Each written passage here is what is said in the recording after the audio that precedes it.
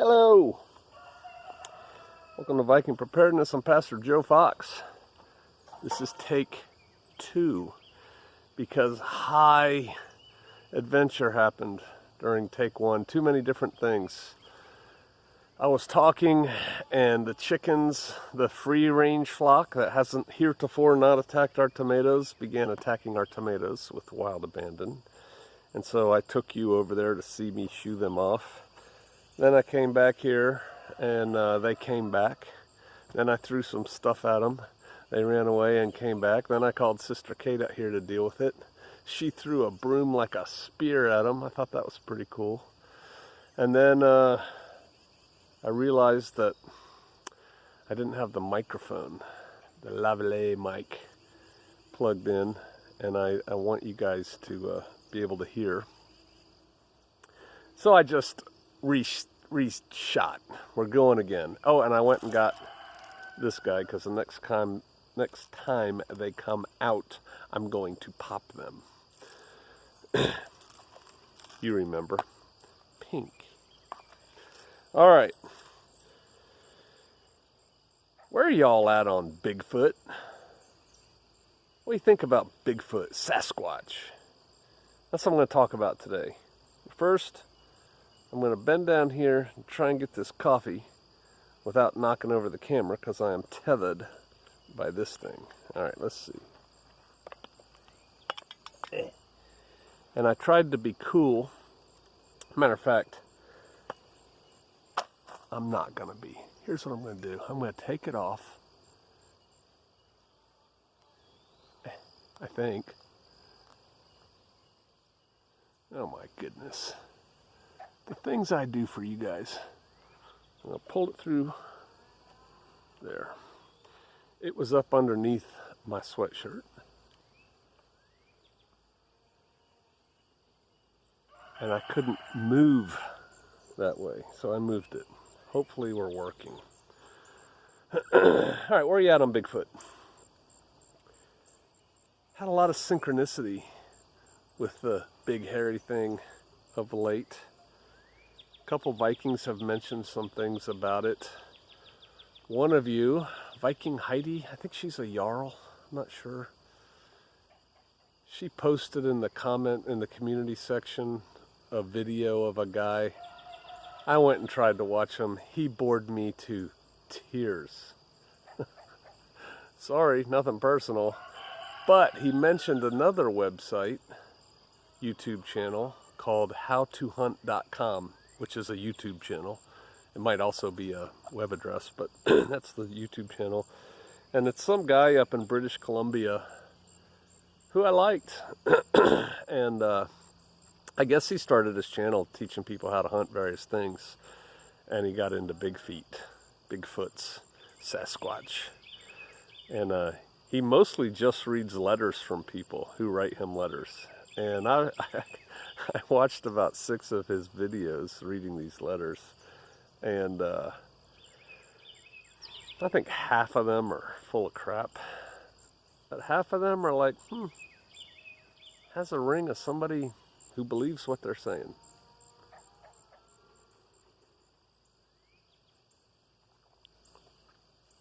I have gone back and forth over the years on whether or not I would shoot a Bigfoot if I saw one. Where are you at on that? I've gone back and forth over the years on what I think big feet are.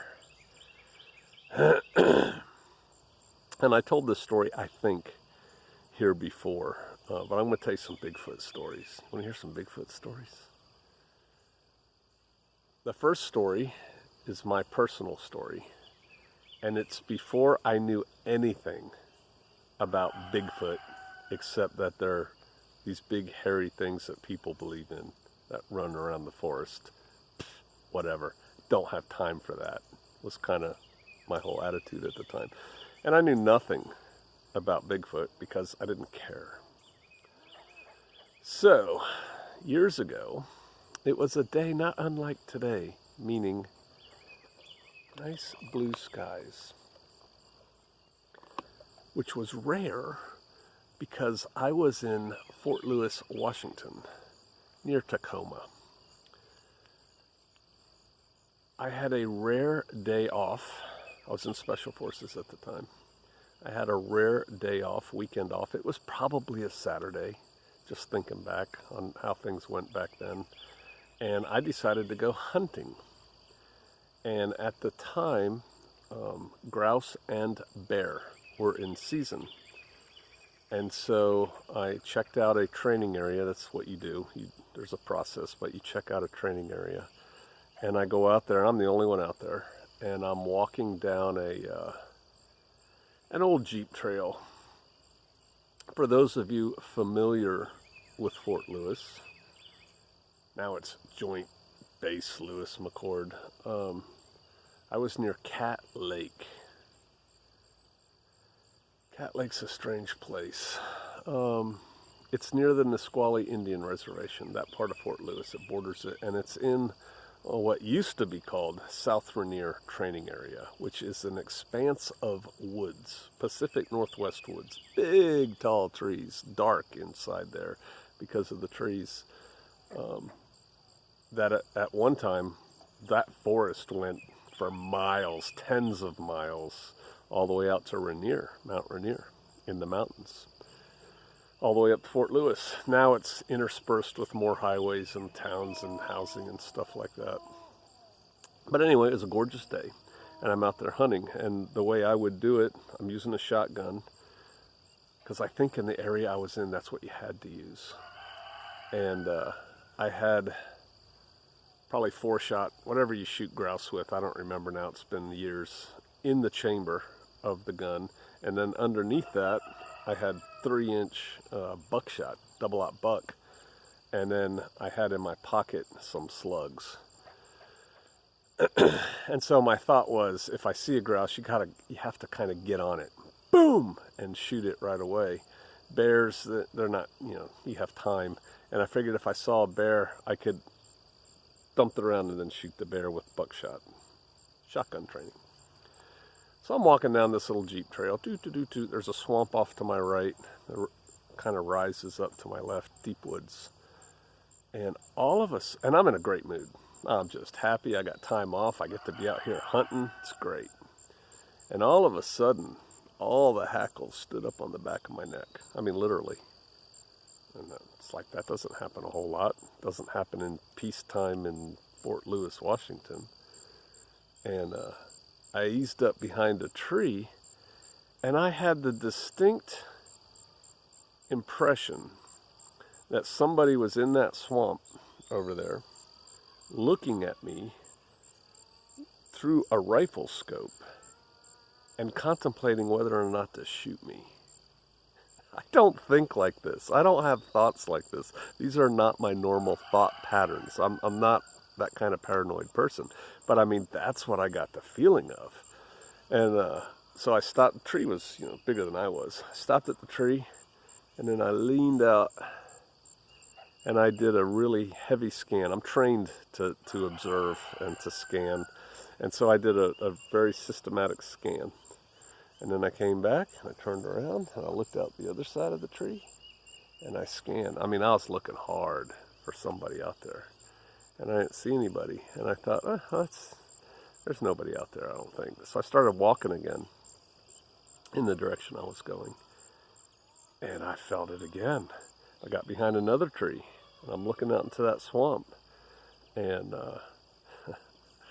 I took the birdshot out and put the buckshot in my gun. Because I'm like, something's not right. And I got this huge feeling of dread. And I decided, I got to mow the lawn and clean up the garage, and I got stuff to do, and I'm deploying again next Wednesday. I should probably go home and spend some time with the family. And I decided not to hunt anymore. I mean, I had just started. And I turned around, I started walking back. I don't know, it's probably a mile from my car where I'd parked it. And it was, that was the other thing. I'm like, this is stupid. I was a captain in Special Forces. And I said, I'm a Green Beret with a loaded 12 gauge. Everything around me should be afraid of me. Not me be afraid of everything else. Man, I was scared. I don't get scared either. I was scared, and it was all I could do to keep from running back to the truck. Then I came home, my wife's like, well, I thought you were going home. Did you get something? I'm like, no, I got to mow the lawn. So years later, I was telling that story, I think in my team room or something. And I heard 2 more stories. They're like, oh, where were you? I said, Cat Lake. Oh, I got one more personal Cat Lake story. So I had gone on my whole unit had been doing it's kind of like an RTEP, but it's not. I can't remember, SF certification or something. Every year we had to go test everybody. And we're doing this Nightland navigation course. And we were out by Cat Lake. Oh, there's a snake in the water. There's a snake in the water if you want to shoot it. Okay. Oh, look at the snake. You want to see? Yep, he just went under. So we're doing land navigation, and you're running a course, you know, kind of like this, and I'm running through the woods with a rucksack and a compass and stuff, and I passed this lake called Cat Lake on the map. I'd never seen it before, and it was cool, man. It was, I don't know, as I recall, 75 yards across, kind of a circle out in the middle of the woods, and I thought, hey, I'm going to come back here and go fishing with my family. And the strange thing was, I did fine that night, but a lot of my guys missed points, meaning they didn't find the points they were land navigating to, which is extremely rare for special forces. We're really good land navigators, amongst other things, and they were as confused as everybody else. They're like, man, I don't know, I just couldn't find it. I don't think it's in the right place. I think who set those points? I don't think they put it, you know, that kind of stuff. But a lot of people kind of screwed up on that course. And the terrain wasn't, you know, anything different than anywhere else out there. So anyway, I saw this lake, and I'm like, hey, I'm going to bring my family back. We're going to do some fishing, some, you know, lake trout. And so I had a free weekend, loaded the family up. This is getting long, so I'm going to make it shorter. We couldn't find it. We're driving all around. We're land navigating. I have military maps. I have my compass. It's clearly marked on the map. I was just running all over it doing land nav. Couldn't find it. And so we're leaving, and there was a Cav Scout troop out there, and they're all hunkered around a Humvee looking at maps and pointing in other directions, and I'm in civilian clothes. I walked up and said, y'all doing all right? And they're like, yeah. And I said, what you doing? I said, nothing. They're not going to admit weakness, you know. And I said, what are you looking for? They said, well, honestly, we're looking for Cat Lake. I said, man, I've been out here looking for it for an hour. I can't find it. And these guys, Cav Scouts, they know how to land navigate also. It's what they do. And they couldn't find it either. So I told that story in the team room, like that Monday, about being lost and couldn't find Cat Lake. And one of my guys said, oh, that's bad medicine, man. I'm like, what are you talking about? He goes, the Nisquallies, who had a reservation near there, they would trespass on Fort Lewis land all the time, hunt at will and stuff like that. He said, they don't go there. They don't go to Cat Lake. I'm like, why not? I don't know. They just say it's bad medicine. Well, then I learned, same training area in general, 2 Ranger stories. Ranger Battalion, 2nd Ranger Battalion, used to train out there all the time. And 2 of my guys were former Rangers. And in one story, they had parachuted in a company, 100-some guys, and then they broke up into platoons, 30-some guys, and they moved on 3 separate axes overnight, infiltration routes, and they were going to link up in the morning and conduct an exercise or hit a target or something. And so here's 30 guys walking through the woods. It's pitch black. There's deadfall everywhere. The struggle is real.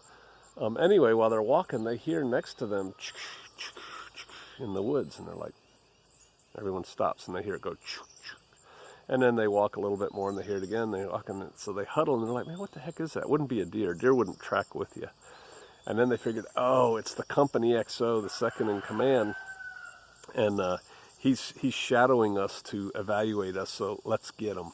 And so what they decided to do is they're walking here, and they're hearing this sound here, and they're walking this way, and they decide what they're going to do is walk up and over and get down, and then when he walks into them, they're all going to stand up with their flashlights. They have M16s, but they're blanks, right? There's no real bullets. They're going to stand up with their flashlights and go, ah, and scare them, and, you know, Ranger games. So they do that, and then they hear this noise coming towards them. And when it got about, 10, 15 feet away, they say, now, and they stand up and go, rah! Turn on their lights, which, see, they were the angle head flashlights. That's how old it was. And there's Bigfoot right there. They all saw it. My buddy who was telling me the story saw it, and it went, roar! And they went, ah! And they ran like 360 degrees and didn't link up till the morning. They just scared rangers running through the woods. So that's one story. And then that same area, another friend of mine was a ranger, and they're on a patrol, single file, walking through the woods at night. Point man stops.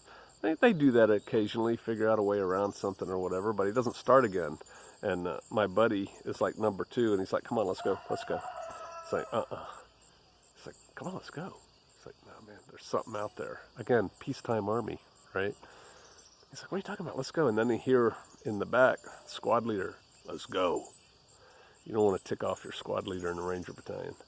And he's like, come on, man, let's go. And he goes, there's something out there. So my friend steps in front of the point man, thinking, I'll get this patrol moving before my squad leader gets up here, and, we get extra fun for a while.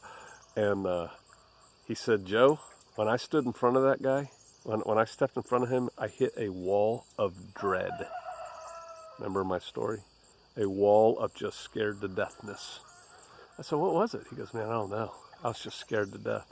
And then the squad leader's making his way up through the line. He's not happy about it. And he gets up. They have a little powwow. They're both like, we're not going. He's a ranger. They're all rangers. So the squad leader says, come on, let's go. And he steps around in front of the other guy, my friend. And that's when they all saw the Bigfoot. Those 3 guys, it was standing right there. And it went, rah, and they went, ah, and they ran. And so I've since learned, if you believe these things, that Bigfoots, Sasquatchi, evidently have the ability to project as a defensive mechanism a feeling of dread. So if you're in their area, you get scared for no reason. It's like a psychic defense, man. That's supposedly one of the things. I didn't smell anything. Supposedly they stink too. I didn't smell anything when I was doing my little deal. My wife read a series of books by some guy. I can't pronounce his name. It sounds like Pleiades, but it's not. But it's something like that. Who wrote Missing 411. And it's about people who go missing, and he seems to think they're in concentrated areas. And again, I didn't read the books, my wife did, but they think there could be a couple serial killers.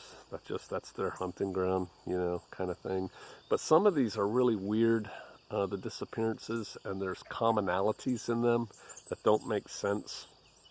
And then some of these disappearances, people are found, either the bodies or like kids found alive, generally unharmed.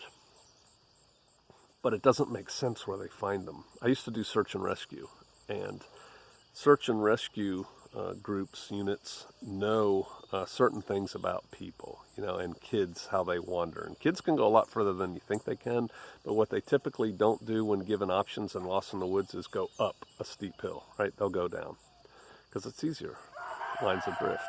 And so they know when they start looking, they do a quick search, and then they do zones and sectors, and they do that based on where they think the kids are going to be.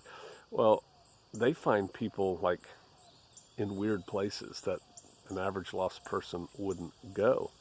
And so I got reinvigorated about the 411 stuff when there was a story of that 18-year-old girl up in Washington, one of the passes, Stevens Pass, Snoqualmie Pass, something. Anyway, disappeared for like 8 or 9 days and then had missing time, which is another thing that kind of goes with all this weirdness. When you get found, you can't remember the last whatever. You have missing time. And that story kind of died. And I was thinking, that's like a missing 411 thing. And, they found like her shoes and part of her clothing somewhere, and then she was further in the woods, and it was weird.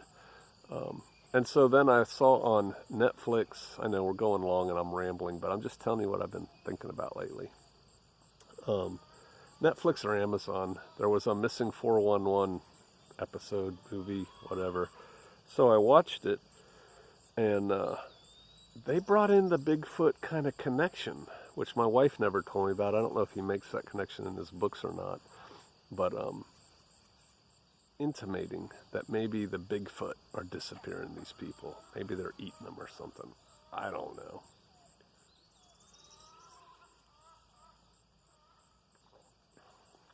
Never seen one. My story was years ago, and that's it. Don't want to see one. So where are you at? Do you believe in them or not? Do you think they're real or not? Personally, I think there's enough people that have seen things that can't all be explained away as a bear, or or making it up. And two, if you believe that they're real and you encountered one, would you shoot one? Under what conditions would you shoot one? People say, oh, they're big, you can't do anything to them. You know, Goliath was pretty big. And David, although he was not a boy, he was a young man at the time, he took out that giant, which was Nephilim, which is another whole story, which we're not getting into. He took him out with a rock. And so I reckon that if he can take a giant out with a rock, I can take one out with a Glock. Right? So, would you shoot one? And then we had a conversation here the other day, as we are wont to do amongst the Shofarians. You think these talks are interesting or weird or whatever? We have big talks here. What if we got a Sasquatch? Let's assume it's dead for whatever reason and we found it. What would we do? What would our first action be? We decided our first action would be send some people for a lot of ice. But then we're like, okay, who do we contact? How do we contact? What do we do? How do we get rich off of this? Oh yeah, we talked about that. There's a lot of things we could pay for here on Shofar Mountain. But how do you not end up dead yourself by people who maybe don't want the story out? Oh, how do you backstop your story when the Smithsonian comes and takes it away and then acts like nothing happened, like with the giants? So I know, not a preparedness thing really today, but just, a Bigfooty thing. What do y'all think? Have you seen one? If you have or have a Bigfoot story, man, I'd love to see that. Write that up. That's it. That's what I got. I'm not going on a Squatch hunt. I got too much real stuff to do. I'm not really sure where I'm at on them. I'm not. That's the truth. I'm not going to tell you where I'm at on shooting them or not, because I think half of you would be ticked off no matter what I said. All right. Y'all be careful out there. I'll see you out there.